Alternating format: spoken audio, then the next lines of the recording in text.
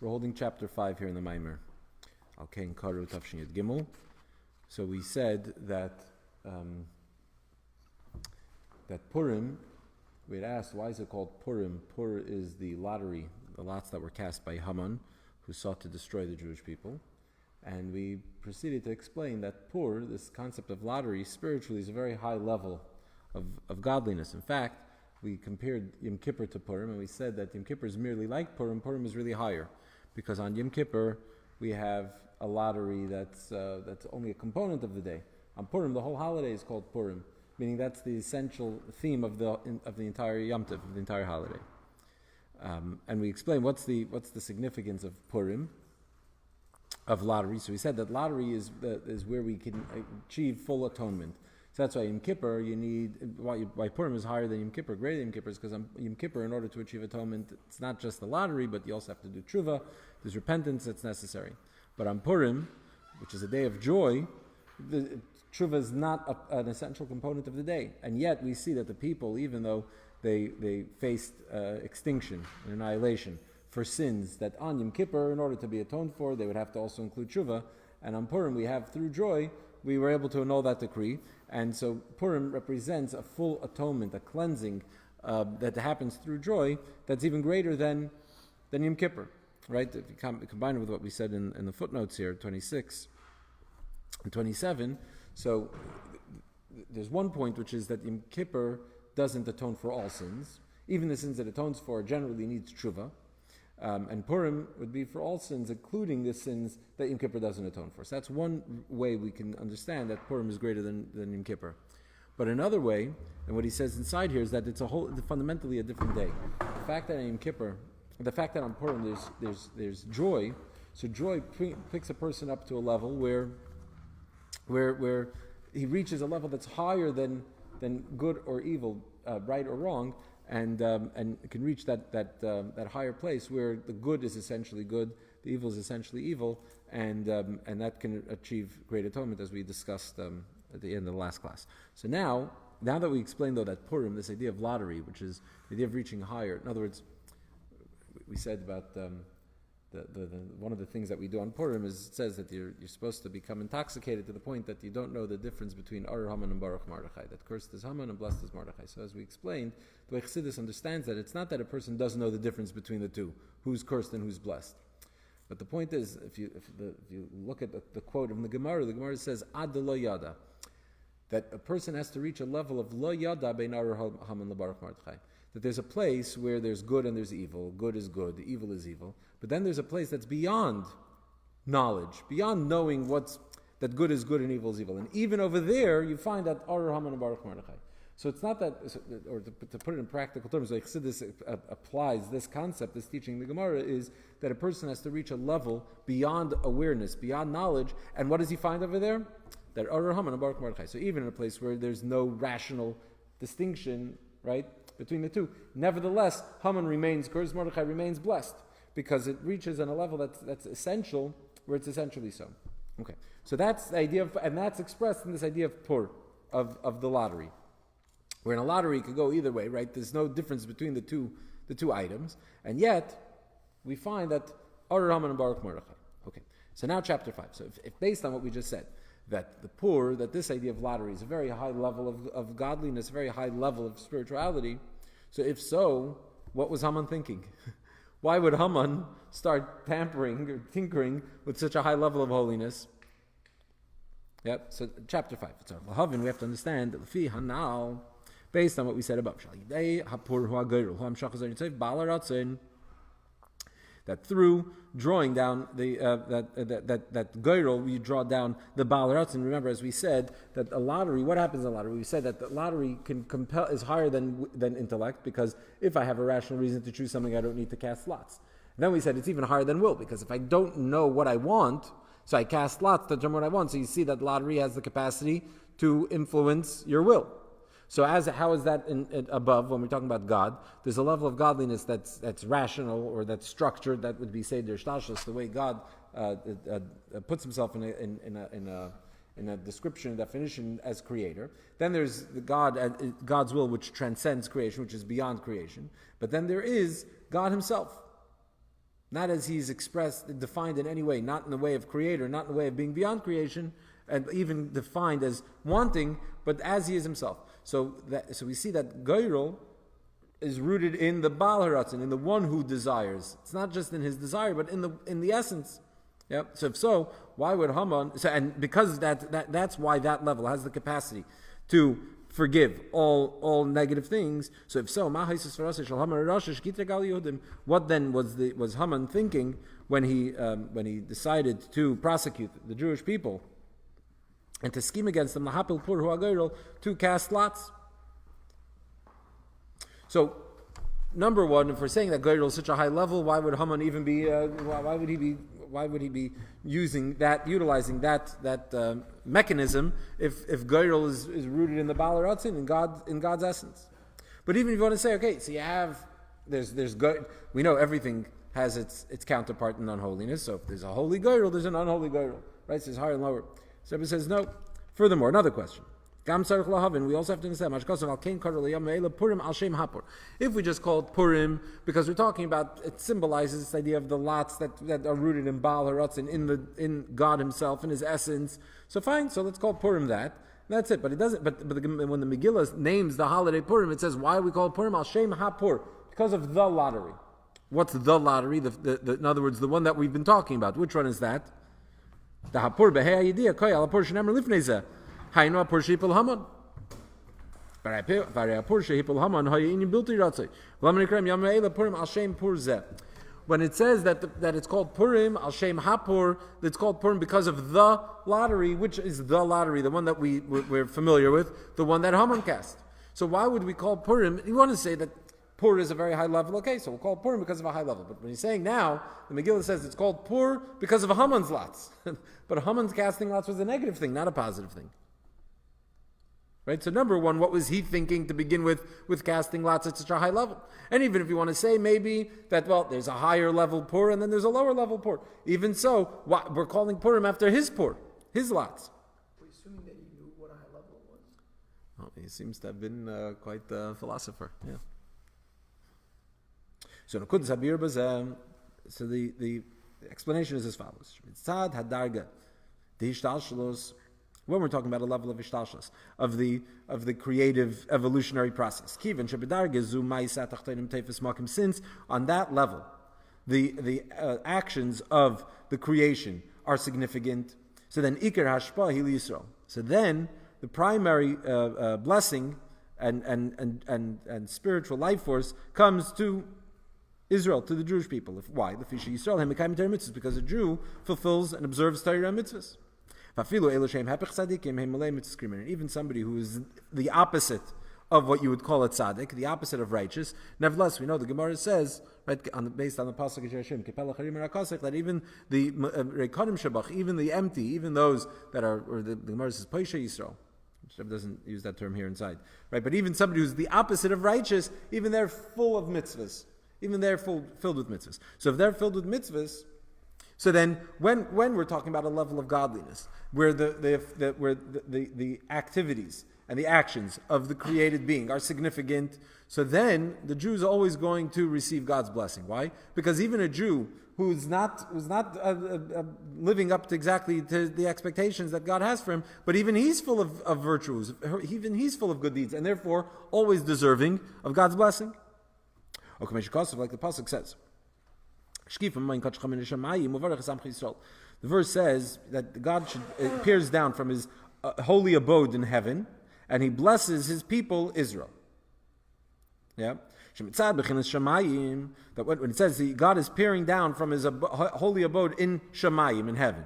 Well, what does this mean? So, meaning that where's the blessing coming from? It's coming from Shemayim, right? That's where God is looking down at his people. Is in Shemayim. So what's Shemayim? Shemayim, as the Gemara says, is Hu Shemayim, there is water, right? The Gemara asks, why is it called Shemayim? Because Shemayim, because there's water in heaven, right? To talk about the water that was separated, right? On a basic level, the water that God separated between the lower waters, the higher waters, is water. Umayim, Hu Chachma, Reishis Eshalshis. Water, but significantly, spiritually, mystically, Shemayim, when we say that there's water, we don't just mean the physical water, like the rain and the clouds that's above, but we're talking about the water that's above above the firmament, which corresponds to chachma, wisdom, because God's wisdom, divine wisdom, chachma, is compared to water, which is the source, because it's the source of everything. And chachma is the first level, as we discussed last time, of the 10 divine attributes. So it's the first level within creation. So it's the source of everything. So that's what we see. So we see that chachma is compared to water. And so from that level, in other words, we're talking about from a level of hishtalshlus, from creation, it's from that level that blessings come to the Jewish people. And the Rebbe adds in footnote 35, very interesting, he says like this. The Rebbe is asking, the Pasuk should say, right, bless Israel. Why does he say, or bless Amcha Yisrael? Why does he say, Varich es Amcha es Yisrael? Bless your people, bless Israel. He's separating between the two. So Rebbe says, we're talking about two levels. Because he says, Varich es Amcha es Yisrael, when we're talking about the level of Shemayim, meaning the level of Hishtalshus within creation, when we're talking about this level of Ishtalshalus, so here the blessing comes even to somebody who's merely considered Am, his people. We wouldn't call him Yisrael, we'd call him Am, the Shem Am, Meir al Hepech HaShvach. Right? The Medrash says that whenever God's upset at the Jewish people, whenever they're acting inappropriately, he calls them Am, the people. But whenever he wants to praise them, he calls them Yisrael. So Yisrael represents a person who's worthy of praise. Am represents, right, it says Vayochalam Lizna, it says Vahiyam Kimisoinim. The Medrash gives a bunch of different examples from Sukkim where when the people are misbehaving, they're called Am. Right? Shiches Amcha, and I don't think the Medrash says that, but you have this idea of when they're less than the complementary, they're called Am. So we see that even not only did the brachas come to Yisrael, meaning to the people that are behaving properly, but even Amcha, even people who are maybe inappropriate, even them, they also get Uvarech es Amcha. From a level of Shemayim, from Mishalshas, even they would also receive blessing. Because even they are filled with mitzvahs, with virtues, with good deeds, as like the pomegranate filled with seeds, as we said inside. I mean, the point is, Rebbe is emphasizing here. It would seem, if we think about doing mitzvahs and God's reciprocation, like a tit for tat kind of a thing. So you think somebody who's good gets greater blessing. Somebody who's bad is not deserving of blessing. The Rebbe is making a point here, is emphasizing very strongly, because we're going to go now to the other extreme, to the highest level. But on this lower end, the Rebbe is making it very clear. He's being very adamant, especially if you consider what he says in note 35, that even within the context of creation, even where a person's actions and behavior is very significant, somebody who behaves inappropriately, even such a yid, since he's malay mitzvahs kariman, even he's deserving of blessing. Even he gets blessing. And that's what the Rebbe learns from the Pasuk, that when God peers down from Shemayim, meaning from within the context of creation, where obviously as creator, his creation is significant. Right? So if his creation is significant, it follows that what goes on in his creation, or what his creation does, is also significant to him. And even on such a level, Uvarech es Amcha, the Eibusha blesses the people. So if so, so Haman certainly knew that even though he was creating all kinds of schemes against the people and prosecuting them and saying all kinds of negative things about the people, it says, right, the Megillah says that he comes to the king and he says that it's they're not together, they're not unified. They don't observe the commandments. Right, all of those metaphors. The Megillah is talking about Haman talking to Achashverosh about following the king's decrees. But we know that Hamelech, when it says the king, it's referring to God. So you can read Haman's prosecution of the Jewish people as an indictment of the people to God, right? Saying that they're undeserving. So even Haman knew that when he's going to say all these things, at the end of the day, he won't be able to get what he wants. Why? Because even on that level, still they're deserving, right? He knew that even on such a level, there's no comparison between him and the Jewish people. So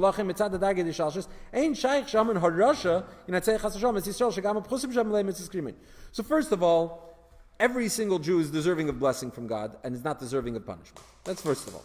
Second of all, if you're going to compound it, that who's the one who's doing the asking for the opposite of the blessings is Haman or Rasha, so certainly there's no comparison. So he knew that that's going to fail. Lachen hippopur hu agoyrol. So therefore Haman cast lots. Why? The kivan shabadarge de l'mayla mishtash is goyrol. Ein ma'isat ch'tayim teifis makim.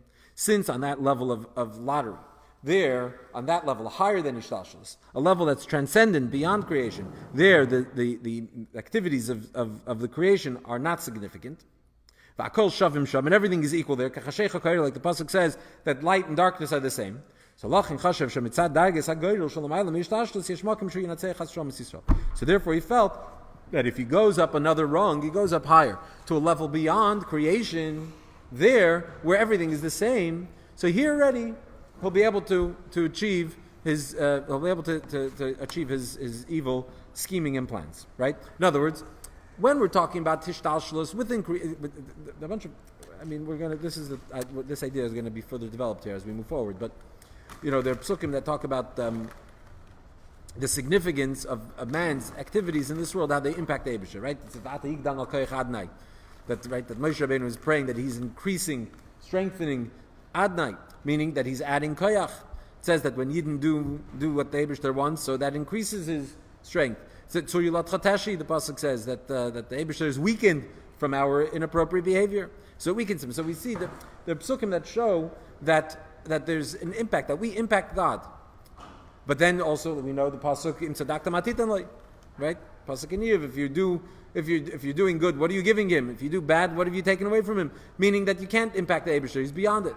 So how does this work? So it's explained when we're saying that we're impacting God in the positive, or God forbid in the opposite.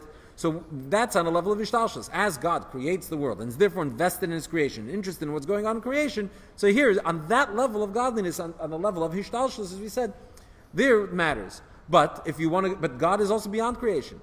There's a level where creation is non-existent to God. Everything is like nothing. The pasuk said, light, darkness, all the same. That's where that pasuk comes into play. What are you contributing to God, one way or the other, for better or for worse? You can't impact Him or affect Him in any way. So if that's the case, so if we're saying that every single Yid is Malay Mitzvahs Kirim, and every single Jew is deserving of blessing from God, so that's true on a level where a person, why is everybody deserving of blessing God? Because we're Malay Mitzvahs Kirim, because you're full of good deeds. But if there's a level where good and bad is the same, so then here, you can't say that anymore. It doesn't apply anymore. So that's what Haman was trying to access. He's trying to get to a transcendent level where creation is insignificant. And on such a level, since good and evil are the same, they're both insignificant on that level. So therefore, why would the Jew have any greater advantage over him? In fact, as we're going to see soon, in a sense, we'll just make the point, and then we'll get to it later a little bit. On that level, on a transcendent level, there's actually more reason to suggest that Haman will be successful. So, in other words, the exact opposite. On a level of ishtalshus within creation, as we said, he has no hope.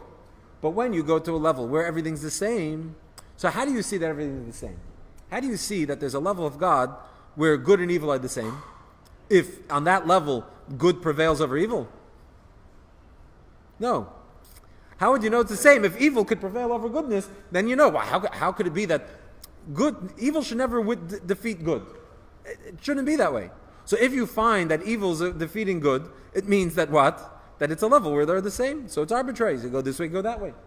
That's the idea of girdle in a sense. The lottery, it's arbitrary. So in a sense, someone is reaching a level not just where it was possible, but where maybe he was increasing his odds, to put it in the lottery terminology, that he could be successful. Okay, well, let's keep going. Okay, so that's why Haman casts lots. So chapter 6.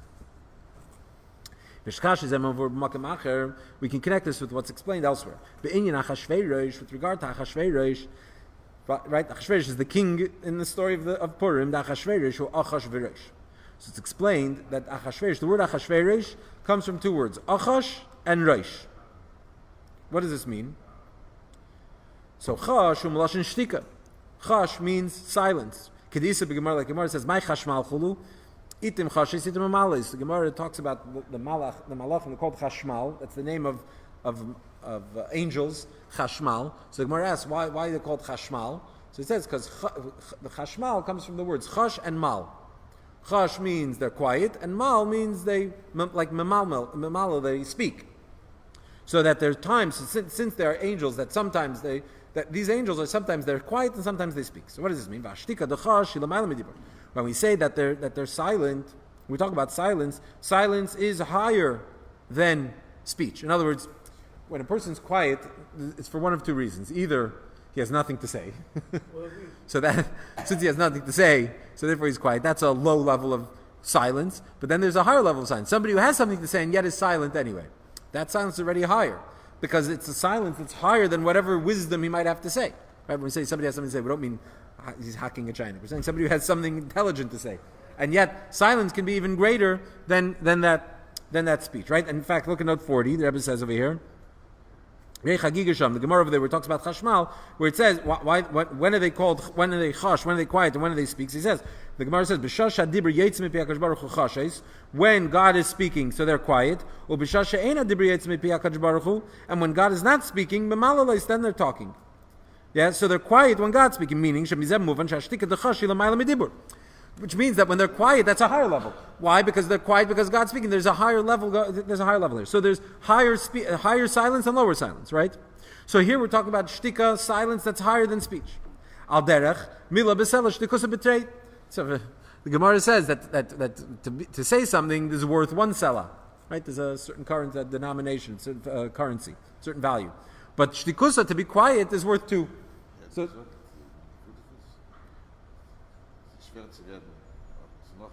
Yeah, that's right. It's exactly. It's hard to speak. It's even harder to be quiet. Exactly. So being quiet is worth more than speaking. So what does that mean that being quiet is worth more than speaking? We're talking about the higher level of silence, right? So why is this? Because the sherish hadibru b'chachma.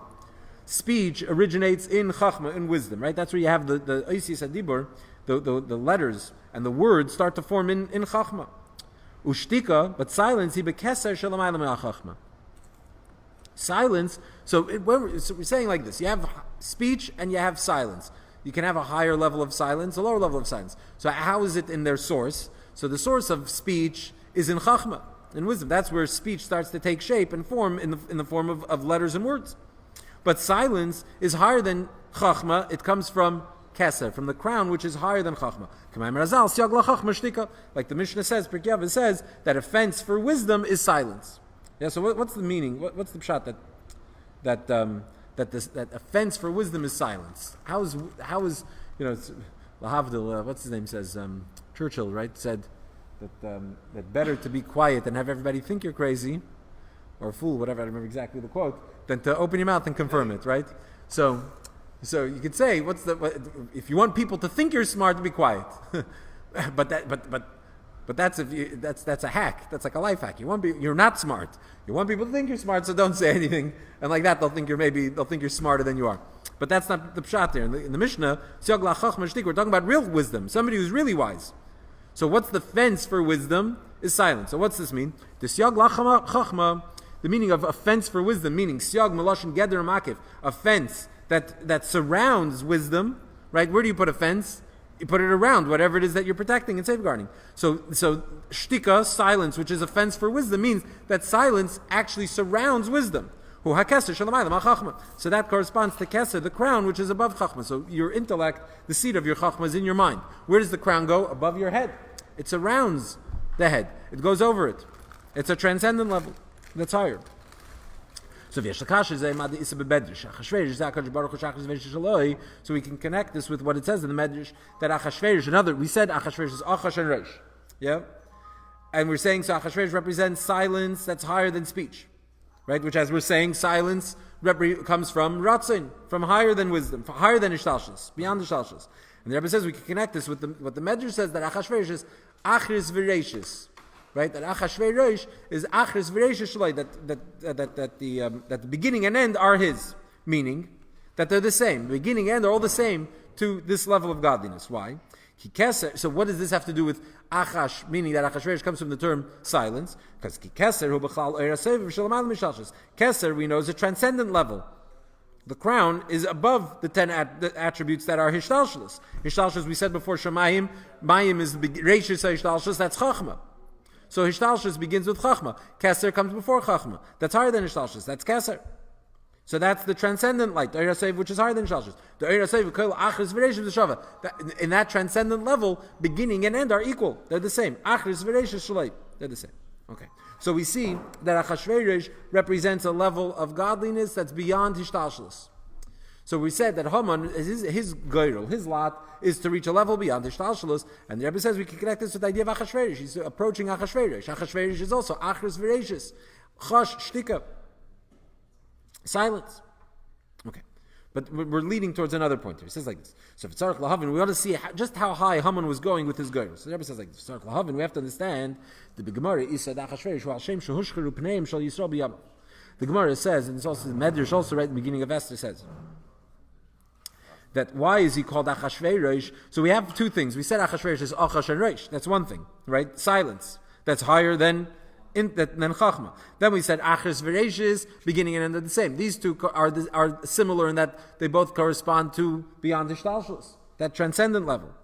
But we find another thing, which is that Achashverosh, why is he called Achashverosh? Because Hushchru Pneim Shal Yisrael, the people's faces were blackened by the tzara. They were fatzara. They were anguished by Achashverosh. It says that the Hushchru Pneim Kdeira, that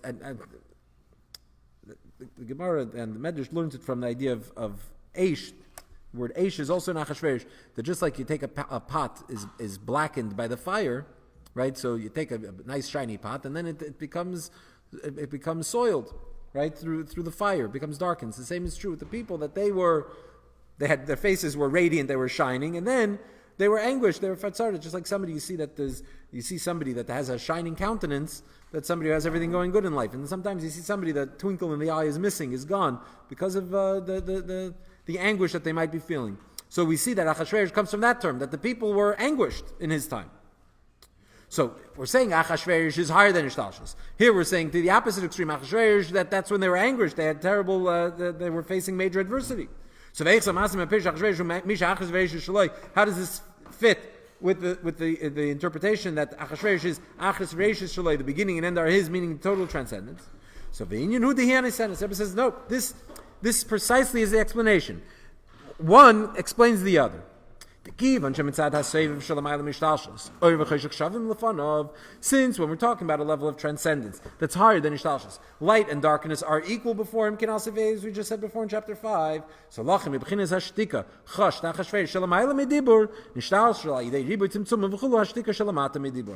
it's precisely because we're talking about a level that's higher than creation, a transcendent level, a level of Achris V'Reishis Shalei, where beginning and end are the same. And the level of Shtika, of silence, which is higher than wisdom, it's from there that devolves the lower level of silence, like we said before. Silence because you have nothing to say, or because your speech is obstructed, is being blocked by something else. That the godliness is concealed. Concealment, literal concealment, which is lower than revelation. In other words, there's concealment, there's like helamatsu, there's higher concealment, meaning something that's so great it can't be revealed. But then there's also concealment that comes because what's shining is being blocked. So that's a lower level of concealment, right? So to the extent that we find, like the pasuk says, like a sheep who's silent before his shearer, that meaning that he's facing that he's silent from distress, from trouble. Not only is godliness not shining openly, but the klipa, the unholy, is concealing, is covering. Klipa, meaning like a shell, is covering the godliness. Klipas noiga shenikras chash, that would be the level of klipas noiga, the translucent sort of level of klipa, which is called chash. To the point that it goes down from chash, from klipas noiga to roish, which is gimel klipas atmeis. Basically, we said chash, achashverosh, chash and roish. Chash we said is achash. Chash is silence. We said the higher level of silence, the level of silence that's higher than chachma. The level that's higher than Hishtalshelus. But then you also have achash v'roish. So in Kabbalah it's explained achashverosh is achash and roish. So it says achash is a level of klipas noiga. Klipas noiga means a level of unholiness that could be redeemable. Right? It could go both ways. And then there is complete unholiness that's completely unredeemable. Yeah. So achash, the word achash, which means like also from chashoy, means silence. So it's explained that it's Aleph Chosh. Aleph is godliness. That's Chosh goes into silence, meaning that godliness is concealed in it. So that's a level of Klippas Noiga. That there's a godliness, there's something redeemable there, but it's mere. But because we're talking about Klippa, it's concealed. Then you have Rosh. Rosh is like it says. It says in the Medrash right at the beginning about the people that they were given Rosh Vilana, right? Or it says Anaveme Inve Rosh, poison, a bile, a gall, like something that's completely disgusting, completely undesirable, something completely impure. Gimel Klippos Atmeis. So the point is that Achashverosh, we see the same idea. We said before, Haman wanted to reach a level higher than Hishtalshalos, and that's why he cast lots, because in Hishtalshalos he knew that they didn't stand a chance. Every Jew is deserving of blessing. There's no such thing as a Jew that doesn't deserve blessing. But if you go to a level higher than Hishtalshalos, a level higher where good and evil are the same, where everything that the creation does is insignificant because creation itself is insignificant. So here it's possible for him to have what he wants. So the Rebbe says this idea of Achashverosh. Achashverosh is Achashverosh Shlei. There's a higher level of Achashverosh. In other words, here in chapter 6 he's explaining why is it that when you reach a higher level it's possible to have the opposite. Since everything is the same, right? Good and evil are the same. Right? Achris, Vereishis, beginning, end are all the same. So it's possible that as a result of, even though it's a very high level, but precisely because it's such a high level where nothing is significant, it's possible to end up in what? In having Hel and Behester. Going from Achashverosh, Achris, Vereishis, Shaloi, or Chosh, silence that's higher than intellect, science that's Keser, having that devolve into concealment. To have Achashverosh from the higher level become Achashverosh the lower level. Achashverosh that hushkru pneim, that they're anguished, that they're facing sorrows and problems and the threat of annihilation. So if that's the case, so now we can understand why Haman's casting lots. We see that when you reach a higher level, it's possible that as a result of that, you end up in the exact opposite. So now we understand the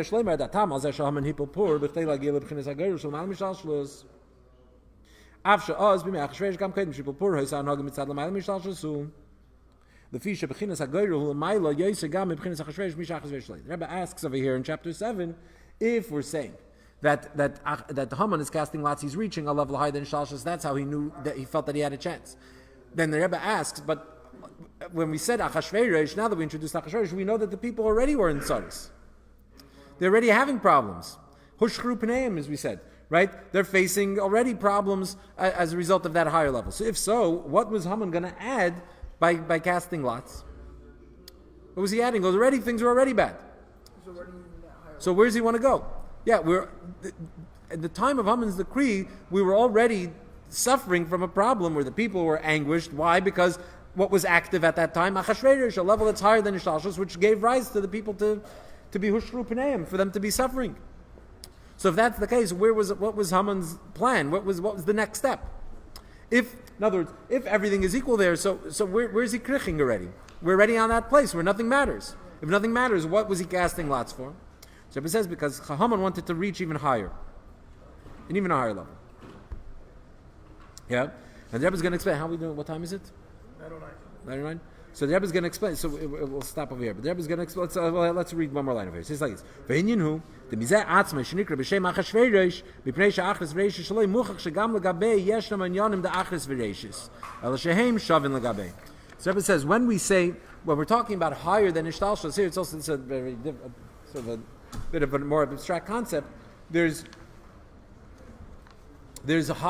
transcendence, but even in transcendence, there are levels. There are levels with how non-significant creation would be, the world would be. You would think if you reach a level where it's achris v'reishis are the same, light and darkness are the same, so if they're the same, where are the degrees? And yet the Rebbe says, still there are levels. So the level of Achashverosh, the level that the Jews were facing before Haman's decree was taka higher than Hishtalshalos, where it was possible for them to be hushkru pneim, they're able to face all kinds of problems. And yet, what level was that? That was the level of Achashverosh. Achris v'reishis. There's beginning, or there's the end and there's the beginning. Meaning, even though the end and the beginning are the same to him, it's a level of transcendence, yet still there's a beginning and there's an end. It's just the beginning and end are the same. Or you say, light and darkness are the same. But still we're calling one light and we're calling one darkness. So even though to him they're both insignificant, they're both the same, but still this is light, that's darkness. then there's a higher level in higher than Shalshos where you can't even call it that anymore. So that's where Haman was trying to reach. With lottery, reach an even higher level than that. We'll continue that, Mr. Shem, the next class.